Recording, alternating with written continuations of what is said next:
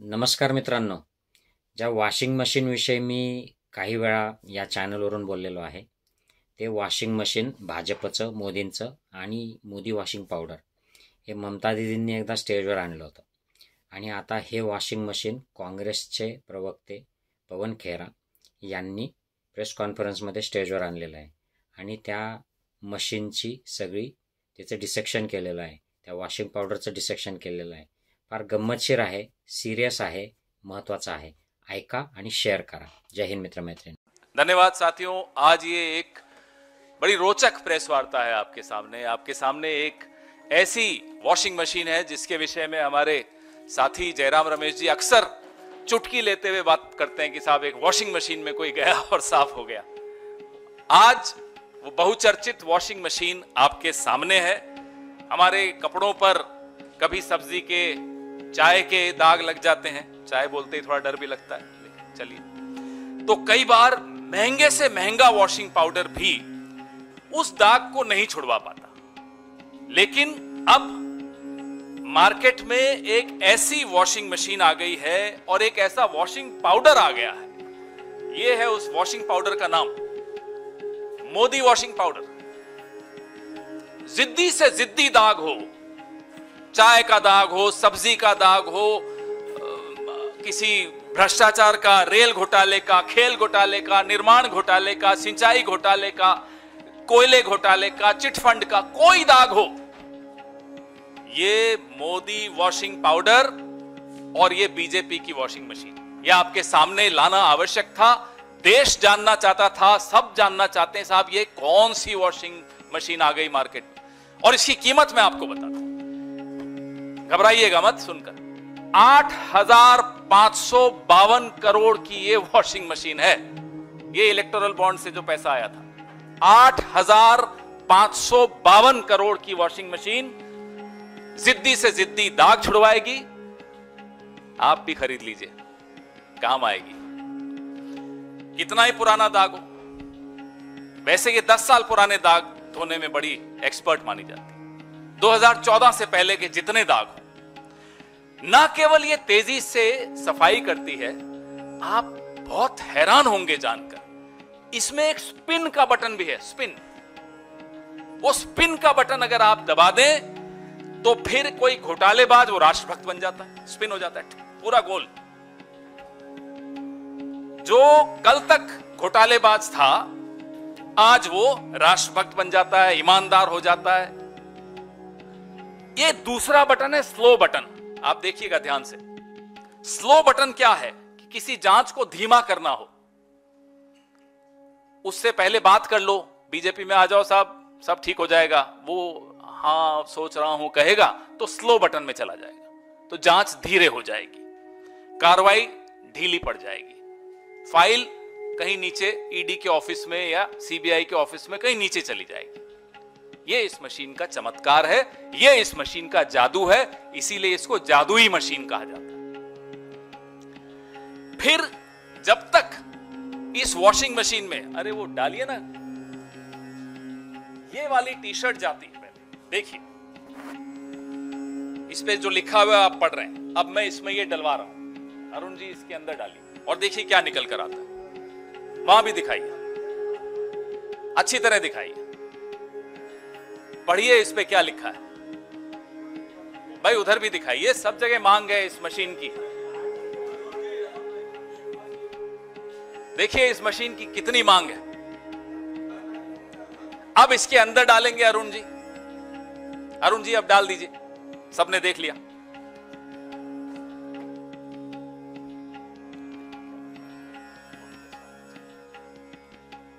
जी अब देखिए इसके भीतर से बटन दबाओ ना, स्पिन वाला दबाओ, सारे बटन दबाओ और निकालो, देखो क्या निकलता है.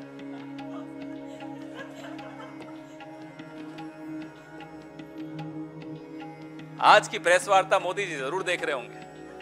अब ये देखिए साफ होकर क्या निकला.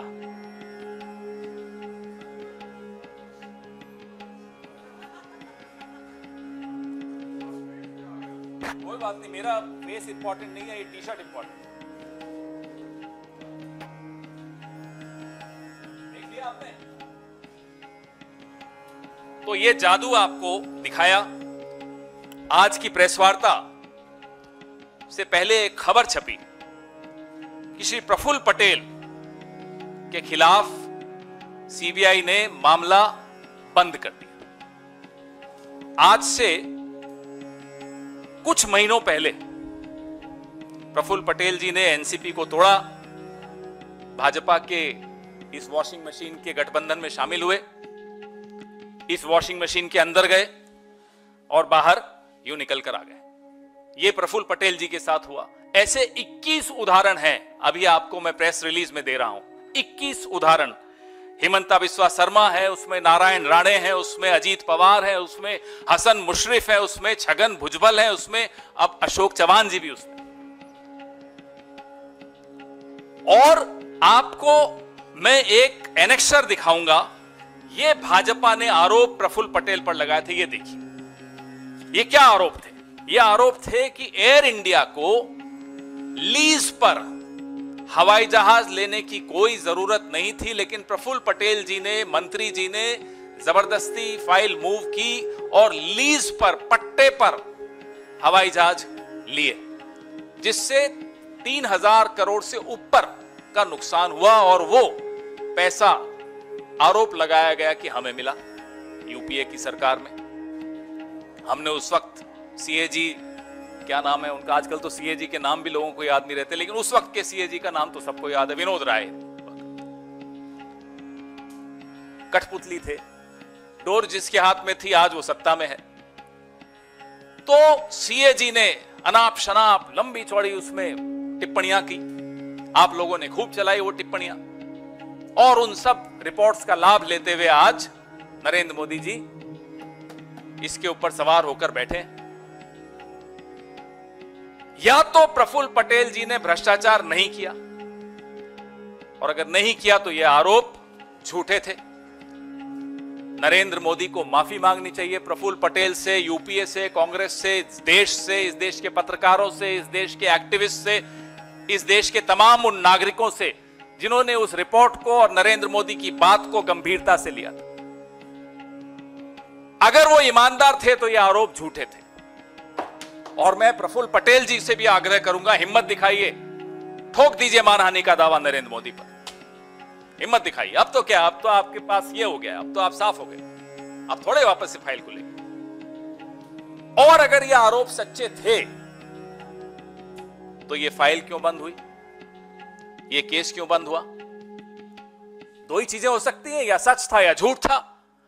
झूठ था तो माफी मांगिए, सच था तो आपकी पार्टी में, आपके गठबंधन में वो क्या कर रहे हैं, फाइलें क्यों बंद हो रही हैं?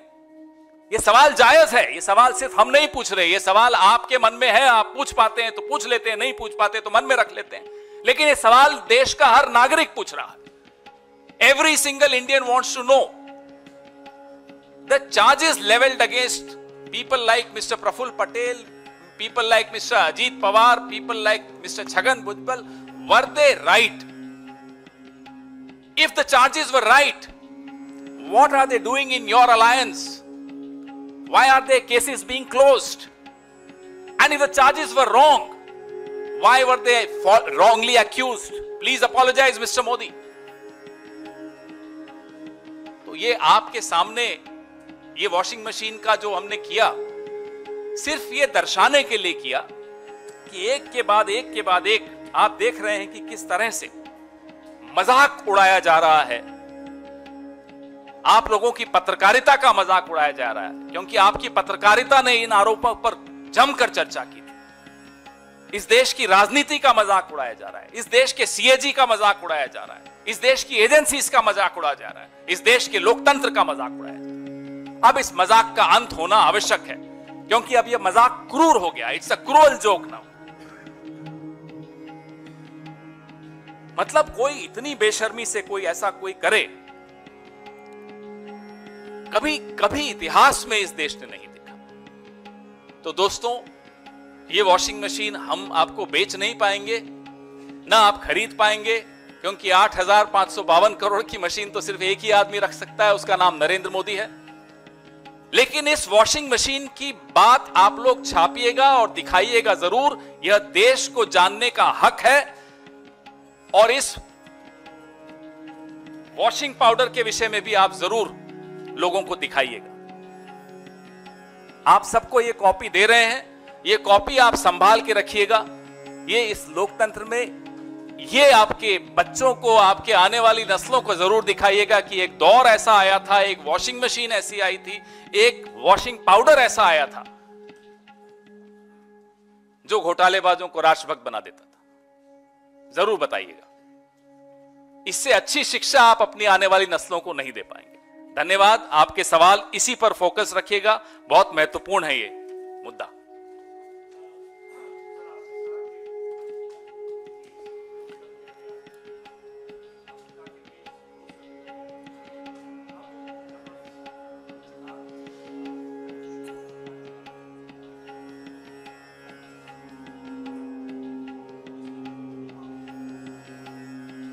मुझे सिद्धार्थ जी एक बात बताइए, 2019 की बात है, मुझे अभी याद आई। भाजपा ने, और मुझे हैरानी होती है प्रफुल्ल पटेल जी पर कि वो क्यों ऐसे बर्दाश्त कर रहे हैं। 2019 में भाजपा ने इतना घिनौना आरोप प्रफुल्ल पटेल जी पर लगाया कि वो 1993 के मुंबई बम धमाकों के आरोपी इकबाल मिर्ची के साथ एक संपत्ति सौदे में शामिल थे। बड़ी डिबेट्स हुई, मैं खुद गया कई डिबेट्स में। कैसे बर्दाश्त कर रहे हैं वो? सिर्फ इस एक टी शर्ट के लिए तो नहीं बर्दाश्त कर रहे होंगे। कारण क्या है वो बर्दाश्त कर रहे हैं? इतना बड़ा आरोप कोई मुझ पर लगा दे तो मैं तो 10 अदालतों में जाऊंगा। अब मैं भारतीय जनता पार्टी से यह जानना चाहता हूं, क्या वो आज भी इकबाल मिर्ची वाली बात पर कायम है? क्या प्रफुल्ल पटेल जी की इकबाल मिर्ची से कोई संबंध था? संबंध था तो प्रफुल्ल पटेल जी का नरेंद्र मोदी से क्यों संबंध हो गया? और नहीं था, माफी मांगे। हम चुनाव के बाद क्या क्या करने वाले हैं वो आप देखेंगे, रोज आपको ब्रेकिंग न्यूज देंगे। और ये अधिकारी जो इनकी कठपुतली बने हुए हैं, ये भी आज कान खोलकर सुन लें। एक एक को कटघरे में खड़ा किया जाएगा। वो कितना ही आला अधिकारी हो, किसी भी एजेंसी का अधिकारी हो, जिस तरह से इस देश में मजाक बनाया जा रहा है एजेंसीज का, वो हम बर्दाश्त नहीं करेंगे। सरकार बदलने दीजिए, बहुत कुछ बदलेगा।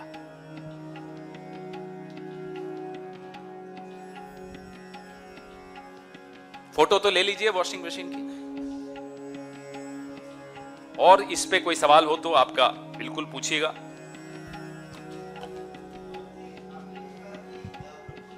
के अलावा 21 और बड़े नाम हैं जो इस वॉशिंग मशीन में तथाकथित रूप से गए और बाहर जब निकले तो उनको क्लीन चिट मिल चुका था। ऐसे कितने लोग हैं और किस किस पॉलिटिकल पार्टी से वो बीजेपी में गए? मैं ये लिस्ट आपको साझा कर रहा हूं। इसमें 51 नाम तो ऐसे हैं जिनको मैं तारीख के साथ आपको बता रहा हूं। मैं एक दो उदाहरण दे देता हूं आपको। सितंबर 2018 यानी कि छत्तीसगढ़ में विधानसभा चुनाव के 2 महीने पहले हमारे जो उस वक्त के प्रदेश अध्यक्ष थे बघेल साहब, उन पर सीबीआई की चार्जशीट लगाई गई थी। जनवरी 2019 यानी कि लोकसभा के 4 महीने पहले हुड्डा साहब पर सीबीआई ने एक मामला खोला था। ऐसे मैं आपको 51 उदाहरण दे रहा हूं जो विपक्ष के नेताओं के साथ सीबीआई और ईडी ने किया। उसके बाद एक और लिस्ट में आपको दे रहा हूं जो ऐसी लिस्ट है 21 लोगों की। मुकुल रॉय से शुरू होती है जो टीएमसी से फिर चले गए। तो सीबीआई ने जो नारदा और शारदा स्कैम था उसका क्या किया पूछ लीजिएगा। शुभेंदु अधिकारी नंबर 2, नंबर 3 हिमंता बिस्वा शर्मा, नारायण राणे, मिथुन चक्रवर्ती, सोवन चैटर्जी, वाईएस चौधरी, सीएम रमेश, अजीत पवार, हसन मुशर्रफ, प्रफुल्ल पटेल, छगन भुजबल, फिर 2 और हैं वाईएस जगन मोहन रेड्डी, वी विजय साई रेड्डी। ये सारे उदाहरण आपके सामने हैं। आप ये देखिएगा कौन सी पार्टी के हैं, आपको खुद सारे जवाब मिल जाएंगे। ये लिस्ट भी मैं संजीव जी से आग्रह करूंगा कि ये सारा आपको अभी भेज देंगे।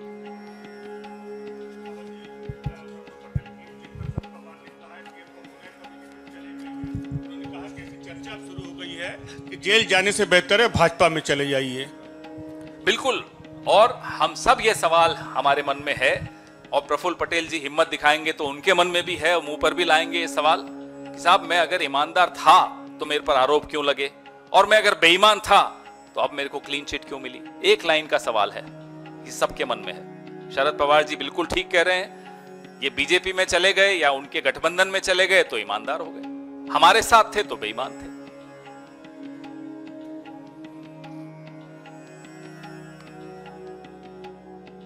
Where are those channels जो वो CAG रिपोर्ट्स बहुत दिखाते थे? आज कोई पूछ नहीं रहा इस बारे में। मैंने एक डिबेट में पार्टिसिपेट किया था कि दाऊद इब्राहिम के क्या रिश्ते हैं प्रफुल्ल पटेल से, मेरे को अच्छी तरह याद है। कहां है वो चैनल? क्यों नहीं पूछ रहे आज? मैं बताता हूं ना, क्या जवाब मोदी जी देंगे कि दाऊद इब्राहिम से क्या रिश्ते थे प्रफुल्ल पटेल। इस मशीन में दाऊद इब्राहिम को डालो, देखो क्या निकलता है। हो सकता है कोई राज्यसभा का सांसद बन के निकलेगा बीजेपी का।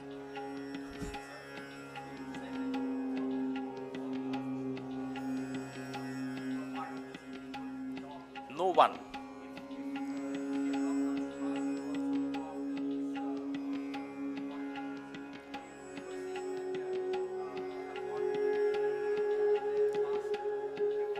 Well, we have always maintained that all these so-called scams which the BJP spoke about were fake. All the so-called reports that the so-called CAG called Minister Vinod Rai, who was a puppet in the hands of the current regime, were fake. But we'll definitely go after every single officer of these agencies who has willingly become a party to undermining our democracy and our constitution. No one will be spared. Thank you.